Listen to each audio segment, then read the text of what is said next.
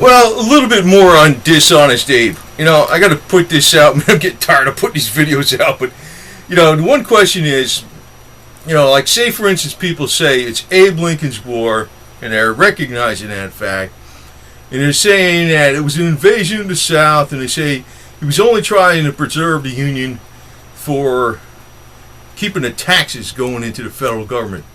But why? Was it just to feed the federal government? No, there's always something behind it. The biggest industry, the big 900-pound gorilla thing out there was the railroads.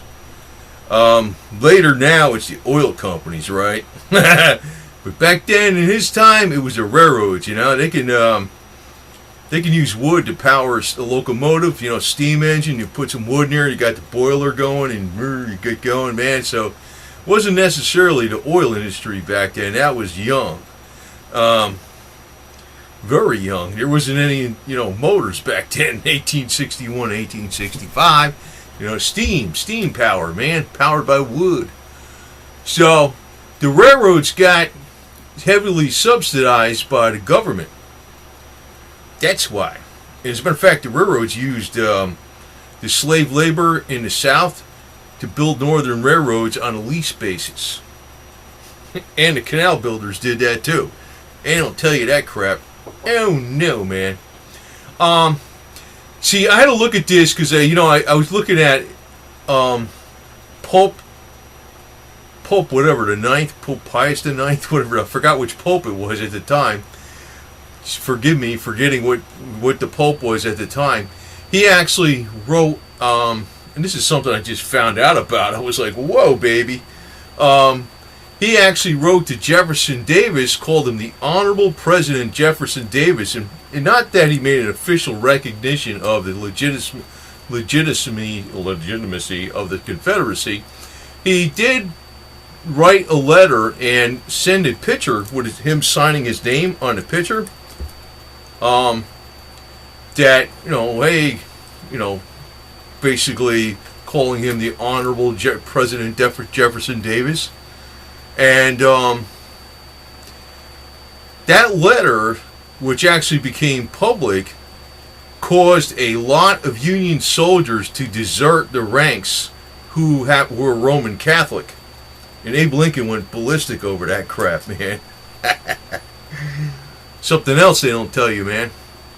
Another thing is Abe Lincoln didn't like Italians. Well, I'm about half Italian, so you can like me because I'm half Southern, half Italian. That's another thing, Somehow they got this thing in everybody's head, like, up north, that, the South is against the blacks, they're against the Italians. Wait a minute, Abe Lincoln hated Italians. He didn't like blacks either, man. He was really using that as a cover story. Free the slaves. Well, actually, he said that in his letter to Conklin, his longtime attorney friend. You got to remember, Abe Lincoln was an attorney. Abe Lincoln was a real smart guy, even though he was self-taught with hardly any formal education. But he's very, very intelligent. Probably the best orator of his day. Knew how to talk out there right in front of people with the big, eloquent words and all that kind of garbage. And the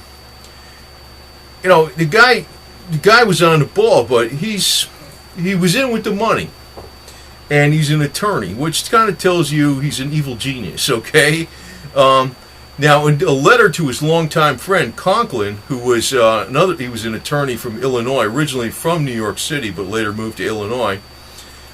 He said that his Emancipation Proclamation was strictly to deprive the enemy of property, and he says any blacks that go over to the Union and fight on the Union side, that's just one less white guy that's got to do the dirty job of fighting to enforce, bringing the South back in the Union and getting them back on, forcing them into taxes.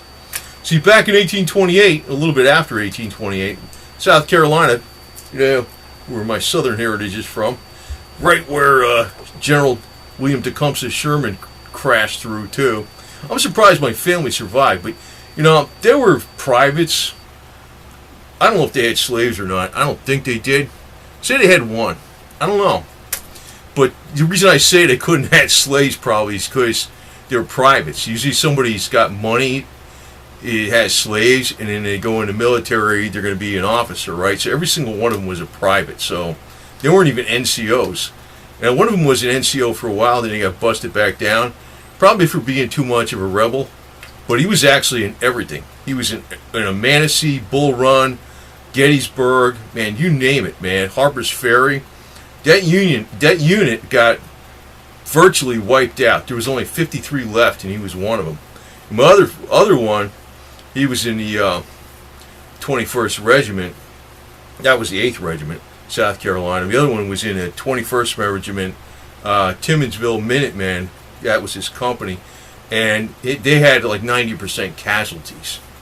Not deaths, but 90% casualties. So only, actually 91%. So only 9% of the original number was fit for duty when they surrendered in North Carolina, I think with General Johnston's army.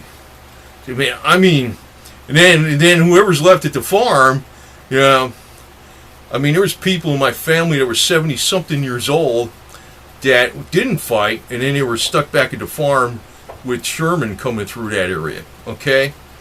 I mean, shit. I mean, come on, man.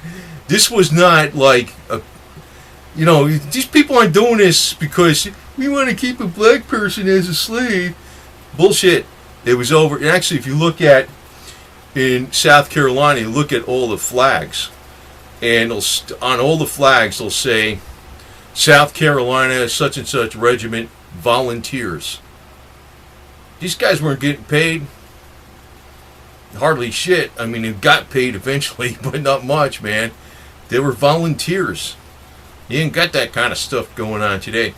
Now, even with Abe Lincoln being in with the railroads and the industrialists, even J.P. Morgan back in 1864 stated when he was a young guy, an up-and-coming big bankster, crook guy, but even he got disgusted with Abe Lincoln because he was originally on the side with the Union, but he got disgusted with Abe Lincoln because he says him and his cabinet we're all in with the industrialists for profiting over the war, making money over it. Now, if you start looking at who the hell was on against the Union originally, England was, France was, Pope was, you know. Not they were formally against it, but they were more sympathetic to the Confederacy up until the time Abe Lincoln put the Emancipation Proclamation into gear. But he did not outlaw slavery in West Virginia. Actually, West Virginia became a state, I think it was in 1863, during the Civil War, and they allowed slavery in West Virginia. And it was admitted into the Union. Holy smokes. Oh, by the way, you know, one of the last states, or one of the two of the last states to ratify the 13th Amendment that abolished slavery, which was the second 13th Amendment, because the first one didn't pass. That was the Corwin Amendment. I'll get onto that in a second. The second 13th Amendment to abolish slavery, a couple of the last states to ratify that amendment was New Jersey and Delaware. Which tells you something right there, man. The whole thing's a pile of crap, man. We're the only country in the world that supposedly, quote unquote, had a major conflict, which would have been about 5.5 million deaths today, if you extrapolate what the population is today. You know, 650,000, whatever it was back then, around roughly. And today that would be over 5 million. If you extrapolate what the population is today, we're the only country in the world that did that. We had this major civil war abolishing slavery. It wasn't over that. That's why. The whole thing's a lie. And the reason they're lying about it today, it's covering the ass of the big money. And you're saying, who's the big money? You know? I mean, basically now, well, I can tell you one thing. Even though I'm like a Republican, I can tell you, I am not keen on the Republicans. I'm not even keen on it. I wasn't even keen. You can see my videos in the past. I was kind of for Trump, then against Trump, and I was like flip-flopping back and forth. I still ain't too sure about this guy at all, but I knew I'd hate Hillary Clinton, okay? I'm not a Trumpy, you know. And the Bush family, man, I'm like hammered the crap out of Jeb Bush. I couldn't stand that guy, but the Bush family, they're all related to Abe Lincoln. You know, the Republican Party was always in with this protectionist tariff crap from the 1860s all the way up, even up in 1828. They said the same thing, even on their Republican platforms. Protectionist tariff. They loved it. All for the money, guys. All for protecting the money. The money, money, money. Now, one of the big clinchers where, the war wasn't about slavery was the original 13th Amendment, which was passed in, well, it was beginning to be passed in March. It went to the House and the Senate, then was going to go to the states. But in March of 1861, and Abe Lincoln actually totally endorsed it, it would protect involuntary servitude in any state that had involuntary servitude. And there would be no law that could be made, even a constitutional amendment that could be made to abolish it. They would have made it forever protected. And that was the lure the Confederate States back into the Union before things got out of hand. And that passed the House of Representatives overwhelmingly and the Senate overwhelmingly, even with the 7 southern states that originally seceded, them gone, not even voting on it. And some people say, oh, it has nothing to do with that. I was like, well, whatever, man. And some people tell you the moral tariff had nothing to do with it. Oh, hell, it didn't. As a matter of fact, if you look at the original votes on a moral tariff, they were heavily even with before the southern, even when the southern states were involved in the voting, it was heavily passed, and it was like the whole North freaking passed it. Basically, that was the big platform stance of the Republican Party that caused the South to secede. I noticed some of the southern states, a lot of southern, well, the other thing is you got to read these documents, with secession documents. They wanted to keep the slavery, but the issue of why they seceded wasn't slavery, because even the Emancipation Proclamation said, if you laid down your arms and came back in the Union, well, then slavery is not going to be abolished in your state, because the Emancipation Proclamation was only about denying property rights to the slaves of the states that rebelled. It did not free any slaves in Missouri, West Virginia, Delaware, Maryland, and Kentucky. And there was a few left in New Jersey, even after at the time at the end of the hostilities. Nope, didn't free anywhere, any of those slaves. So, that's what Abe Lincoln actually stated in his letter to his attorney friend Conklin. So the guy is a load of crap. But you got to see what I'm trying to tell you here is why is he a load of crap? Is he just making this war up? What's the real motive? You saying, oh, it's Abe Lincoln? Even the people that are like, honest, understand it. Abe Lincoln, did this war, started this war. And a lot of people don't realize that Fort Sumter, besides being right on the mouth of Charleston Harbor, was also a tariff collection point. A lot of people, that's why they got fired on, because Abe Lincoln said he was going to collect those tariffs, and he reinforced the fort, and the South told him to vacate it. He reinforced it, and actually Abe Lincoln said he wanted them to fire the first shot to get the North to get all pissed off, get the public opinion swayed on his side. It's kind of like his Pearl Harbor 9/11, that kind of bullshit. You know what I mean? What else is new, right? But the deal is Abe Lincoln was always the attorney for the big railroads. As a matter of fact, Abe Lincoln was so much in with the big railroads that Abe Lincoln chose the starting point for that big East-West Transcontinental Railroad, and to be in a town where he would help him out with money. He chose the actual starting point. That wasn't stupid. Well, boy, he was pissed off at the Pope. And he didn't like Italians, man. He didn't like Italians at all. That's good. You don't like Italians? That's good. One of these days the mafia's going to find out about this shit. And there's going to be loads of money pouring into the vaults of people that are pro-Confederate, because maybe Rome itself might open up some of its spigots. And if that happens, you're going to be because you got to start figuring out who the hell's benefiting by propping up this Abe. I'm trying to figure out exactly. I know back in the day it was the railroads, but who today is benefiting by propping up this Abe? You know, you could say it's the centralized government. It's the fact, maybe it's the fact that, you know, Abe Lincoln was able to suspend all our constitutional rights during times of crisis, and he started a dangerous precedent.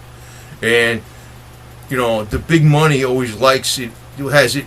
See, the reason we got division of powers and checks and balances in government is because that makes it easier for the people to control the government. When you have just a few areas or a few people that control everything, say the presidency gets really strong, then the money guys can have that guy on a string like a puppet, and, you know, then he can ride roughshod over everybody, because, you know, the president does a lot of stuff by executive order, which is illegal as all crap. And a lot of that started with Abe Lincoln. He turned the whole Constitution inside out. But it wasn't like him. He was an agent of the money. At that time, the money was the railroads. So now, who's the money? I don't know. J.P. Morgan, Chase, Goldman Sachs, I don't know. The Federal Reserve people, I don't know. Who knows, man? Exactly, you know? But it's not. But I can tell you one thing. Even though the Italian Mafia's got some money, they ain't got nowhere near the kind of money that the banksters got. You know what I mean? But I know sometimes these Confederate memorials are looking for, you know, $100,000 or a couple $100,000, or they're looking for a couple $1 million for their museum in Tennessee. The Mafia could bankroll that shit, no problem. I mean, you're not talking trillions or billions. So the fact that Abe Lincoln hates Italians, and the fact that the Pope was in tight with the Confederacy and President Jefferson Davis, and the fact that a lot of Union soldiers that are Roman Catholic, when they found out the Pope was in tight with the Confederates, they deserted. Well, Italians today better freaking wake up, because they're being snowed by this freaking same bullshit going on all over the place. You know what I mean? And maybe they will. What I would like to see is Confederate flags flown up north with, you know, a flag of Italy next to it. That'd be kind of cool. Talk about pissing off the powers. You know, that's one thing is the Italians up north. They're gonna the one people I kind of respect up north more than anything, not necessarily the Italians, because they're getting to be PW, pussy whipped too today, like the millennials, you know, is the Mafia. I like the Mafia. They're like the extreme rebels. They're kind of like Jesse James, except the whole gang, and they don't advertise who the hell they are, you know. And, you know, one of these days, I keep thinking Mayor de Blasio, that liberal weenie, is going to get knocked off and thrown into the freaking Hudson River, because he's a yo-yo, man. He's a yo-yo, man. I don't think he's Italian, man. I think he's a German or some shit. I think he's got an Italian last name. I'm a half Italian, you know. I'm not, you know, maybe I got more Italian than but I'm half Southern. Yeah. So that's like rebel all the way there, man. So anyway, that's the deal with Dishonest Abe. He didn't just dream this freaking crap up out of thin air. He was acting on behalf of the biggest powers, money powers behind the scenes at the time, which was the railroads mainly, and the big northern industrials. Anybody that was benefiting by the tax money the South was putting into the coffers. Now, if they didn't pass, if they would have kept the 1850s tariffs in place, and they did not start, you know, trying to push this moral tariff, the South would have never left. Because slavery wasn't even. It was an issue in. Going out west, slavery was an issue, but it was like not which people even think there, because it was complicated actually. Like when people went west, the white people that were going west that were Northerners didn't want slavery, not necessarily over humanitarian reasons. They didn't want black people around them. That's why they didn't want slavery. The Southerners wanted slavery because that was how they were making money. Then the abolitionists went down there, and they were killing Southerners that didn't even have slaves or didn't even give a damn about having slaves, because most Southerners didn't have slaves and they didn't afford them even if they wanted one. And that created instant hostilities in Kansas. So that's one reason it got blood. Kansas got bloody. You know, there was a lot of shit going on over there. It wasn't that simple. But once it starts, you know, it starts and snowballs. That's what happens.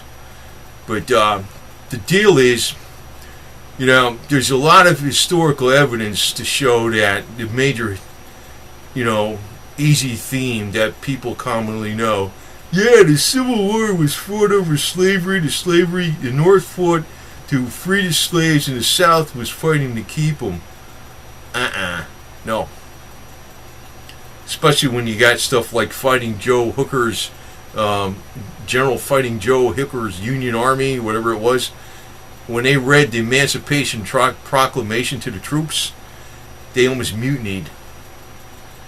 That was the Union. And then also you got stuff like William Tecumseh Sherman, right? The big Union general. What does he do? When after the war, he goes out west and he kills all the American Plains Indians. Right? I mean, what's going on there? That's the guy that was trying to free the slaves? Now he's going to killing all the Indians, commit total genocide against them, or the American Plains Native peoples, whatever you want to call it, whatever that politically correct term is. And then you got the Bush family. You know, the guy stole Geronimo's skull. That shit gets me pissed off. I got no Indian blood, man. I got no American Native blood. I got 1% Maori I got black someplace. 1%. Not a lot, but I think I know where it came from, because there's one female. I was looking at my ancestry last night. One female, I don't know who her parents are. Maybe that's where that came from, because I can't figure out where the hell that came from. But I got it somewhere it came from, and it wasn't the Italian side, because my mom don't have any. It's from my dad's side, the southern side. So, anyway, I did that on another video someplace, man. But whatever, man. I think about 99% of white people that have heritage going back to the old South and before, they got either a little bit of black in them or American Native. Practically all of them, man. I mean, including me, right? So that's just how it is, you know. But, you know, as it always, the money powers got to lie about, you know, what the deal is on any war. You know, when we went against Saddam Hussein, it was because, he did 9/11? Huh? Was that what? No, he invaded Kuwait. Although, we gave him the green light on that. And then he stole the incubators from the babies. They made that up. Freaking... Why we went to war against Saddam Hussein? Why? Because he was going to invest in euros with his oil proceeds versus the U.S. dollar, right? Had nothing to do with money. No, it's because he invaded Kuwait and he was taking the incubators away from the babies in the Kuwaiti hospital. These guys are making up these stories, man. You know, I mean, they do this today. I mean, of course. We eventually caught up with Osama bin Laden. I'm going off on a tangent here, but you know, like everything they tell you in history is bullshit, okay? Just like, and then they found him, and they finally caught him, and they buried him at sea, because he's a Muslim. Remember that? And then the guys that actually had the firefight when they caught Osama bin Laden, and that's a separate thing from Saddam Hussein. They all crashed in a helicopter. Because then nobody could talk about what really happened. Because, I know that wasn't... I think Osama bin Laden died in, 2002 or something, Supposedly this guy was going around with dialysis equipment in a cave directing this complicated thing where planes crashing into buildings and Building 7 didn't even come down. But you know what happened with Building 7? I'm going off on a tangent here, but you know what? Goes along with Civil War, the war between the states. What happened with Building 7? Oh, the whole building came down by itself. Didn't even get hit by a plane. The plane that crashed in Pennsylvania was probably intended to hit that one, right? except people got a scuffle and the plane went, crashed in Pennsylvania, right? And what was in Building 7? Building 7 had all the investigations on Enron. And of course, that kind of screwed up a lot of the investigation on Enron. Then what happened in the Pentagon when the the missile flew into the Pentagon? That was the accounting audit team area that was looking for so many trillions of dollars that Rumsfeld couldn't find. Remember, that was missing out of the defense budget? Just doing this off the top of my head. But of course, we're going to believe there was a civil war back in 1861, 1865 over slavery. Yeah, right. Actually, if they didn't have that Civil War was bullshit, man. But I got the utmost respect for the Southerners because they volunteered, man. The call to arms was there.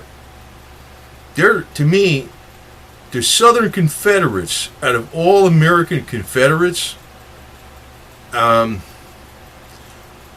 of all American veterans, are on the highest plateau. And they're getting shit on the most in memory. They should be honored more than anybody. And they got all this dirt being thrown at them by a bunch of freaking big money communist shits. Okay? That's how I look at it. You don't want to listen to me? Fine. I know some people got their minds made up. Some don't. I already know there's shills out on YouTube. They're probably paid by George Soros and the SPLC to freaking throw staff out there, and I'll do my best to knock them out of the water too. But they think they're not. They're a bunch of crap, man. But Dishonest Abe, he's a load of it. He's a smart guy. He's an eloquent load of it. That's usually what happens. People with the $500 words, they know how to lie better. You know what I mean? He was always an attorney for the big railroads, and he really wasn't much in the. Well, he could speak, but who else is a big attorney? Hillary Clinton. Obama, freaking Billy Boy. And I don't like the Bush family or freaking, what's that dipstick? The one from Utah, Mitt Romney. I don't like any of these jerks, man. So, I think all the politicians on the top, usually running for president, are full of it.